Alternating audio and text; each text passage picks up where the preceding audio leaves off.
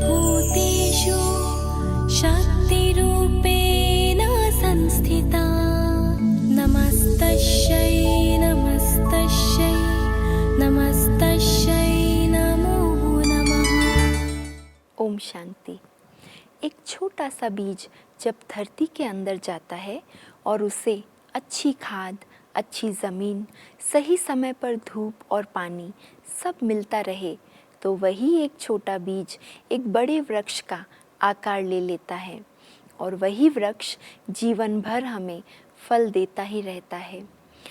बीज से लेकर वृक्ष बनने का जो समय होता है, अगर उस समय पर किसान उसकी सही पालना ना करे तो वो बीज या तो धरती के अंदर ही सड़ जाता है या ख़त्म हो जाता है। तो मूल बात है पालना। तो हम आत्माओं के अंदर भी सर्व शक्तियाँ विराजमान हैं, सर्व शक्तियाँ निहित है, लेकिन वो शक्तियाँ जीवन में प्राप्ति रूपी फल तब प्राप्त कराती है जब उसे सही समय पर उपयोग में लाया जाए। जिस परिस्थिति में जिस शक्ति की हमें ज़रूरत है उसे अगर कार्य में लगाया जाए तो ये शक्तियाँ बढ़ती जाती हैं, विकसित होती जाती है और जीवन के हर मोड़ पर हमारी भुजा बनकर हमारी सहयोगी बन जाती है। कल हम सभी ने परख शक्ति के बारे में जाना।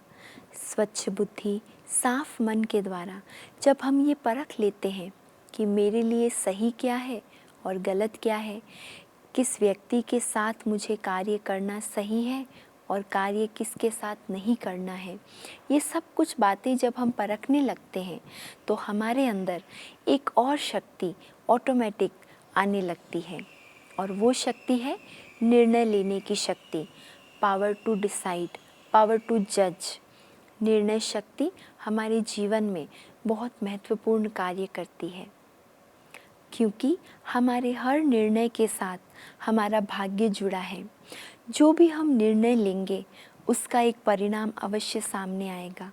उस निर्णय के आधार पर ही हमारे कर्म होते हैं और हमारा हर कर्म हमारी डेस्टिनी, हमारे भाग्य का निर्माण करता है। तो इसलिए जो भी निर्णय ले उसके पहले परख शक्ति का उपयोग करें और उसके बाद सत्य निर्णय, सही निर्णय लें। हमारे निर्णय हमारे स्वयं के बल पर हो, दूसरों के प्रभाव में आकर नहीं। अपने निर्णय के लिए दूसरों पर निर्भर ना रहें और ना ही दूसरों को अपने निर्णय दें। ये एक बहुत महत्वपूर्ण बात है। कई बार हम अपने लिए ये सोचने लगते हैं कि मैं जो भी निर्णय लेता हूँ या मेरे जो भी विचार हैं वो बिल्कुल ठीक होते हैं, वो निर्णय का परिणाम भी बहुत अच्छा निकलता है। हाँ, हो सकता है आप अपने जीवन में जो भी अपने लिए निर्णय लेते हैं वो सही होंगे, लेकिन वो निर्णय आप अपनी क्षमता, अपनी शक्ति के आधार पर लेते हैं। लेकिन उसी क्षमता के आधार पर अगर मैंने दूसरों को निर्णय देना शुरू कर दिया, कोई मुझसे पूछे कि आपको क्या लगता है, मुझे ऐसा करना चाहिए, और मैं कह दूँ हाँ हाँ बिल्कुल ईजी है, आप ऐसा करो, मैं भी ऐसा ही करता हूँ इस परिस्थिति में।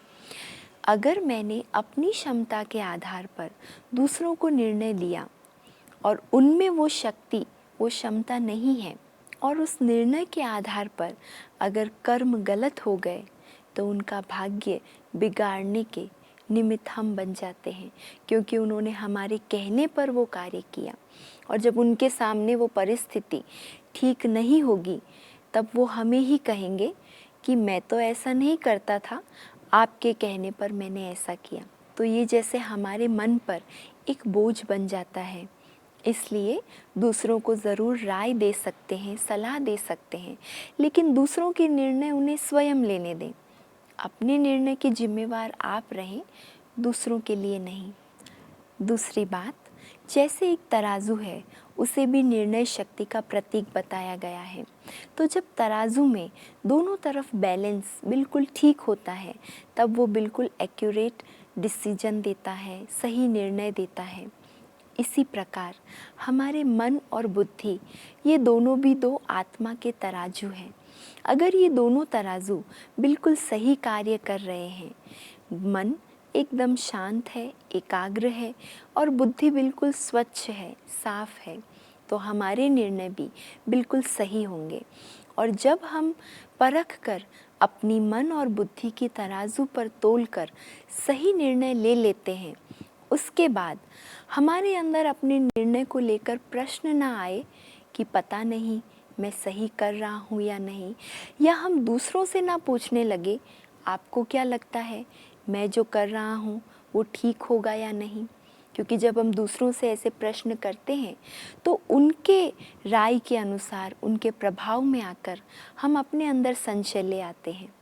इसलिए अपने निर्णय के लिए आप अटल अडिग रहें, क्योंकि आपने परख कर सही निर्णय लिया है। दूसरों के कहने की चिंता ना करें, दूसरों के बातों के प्रभाव में आकर आप चिंतित ना हो जाएं। और इसलिए निर्णय शक्ति का यादगार माँ सरस्वती देवी को दिखाया गया है और माँ सरस्वती देवी के हाथ में सदा वीणा दिखाई जाती है। वीणा निशानी है मधुर स्वर की, ऐसा स्वर जो हमारे कानों को सुख देता है, जो वातावरण को मधुर बना देता है, जो वातावरण में खुशी ले आता है। इसी प्रकार सरस्वती देवी समान जो निर्णय शक्ति वाली आत्मा है, वो अपने निर्णय के द्वारा सभी को सुख देने वाली होगी। उनके निर्णय से अनेकों का कल्याण होगा। उनका निर्णय शुभ भावना, शुभ कामना संपन्न होगा, दूसरों के प्रभाव पर आधारित नहीं होगा। माँ सरस्वती देवी के एक हाथ में शास्त्र दिखाते हैं और दूसरे हाथ में माला भी दिखाते हैं। शास्त्र निशानी है सत्यता की और माला निशानी है एकता की। जो भी निर्णय लेंगे हम, वो बिल्कुल सत्य पर आधारित हो, आत्मा के मूल्यों पर आधारित हो, स्वयं के बल पर आधारित हो। और दूसरा माला, अर्थात माला का एक एक दाना एक दूसरे से बिल्कुल नज़दीक संबंध वाला और आपस में जुड़ा हुआ होता है। एक एक दाना जब आपस में मिल जाता है तब ही वो माला कहलाती है। अकेला दाना कभी माला नहीं बना सकता। इसी प्रकार जो भी हम निर्णय लें, माँ सरस्वती देवी समान जब हम अपनी निर्णय शक्ति का उपयोग करें तो हमारा निर्णय औरों को एक दूसरे के समीप संपर्क में लाने वाला। हमारे निर्णय के कारण ना हम दूसरों से अलग हो जाएं, ना दूसरे हमसे अलग हो जाएं, लेकिन हमारा निर्णय सभी को एक माला समान एकता के सूत्र में बांधने वाला हो। तो आइए आज नवरात्रि के इस छठे दिन पर हम सब भी माँ सरस्वती देवी समान सत्यता, एकता और मधुरता के द्वारा श्रेष्ठ निर्णय शक्ति को धारण करें। स्वयं के मूल्यों द्वारा, आत्मशक्ति के द्वारा, मन बुद्धि के तराजू द्वारा सदा सही निर्णय करें।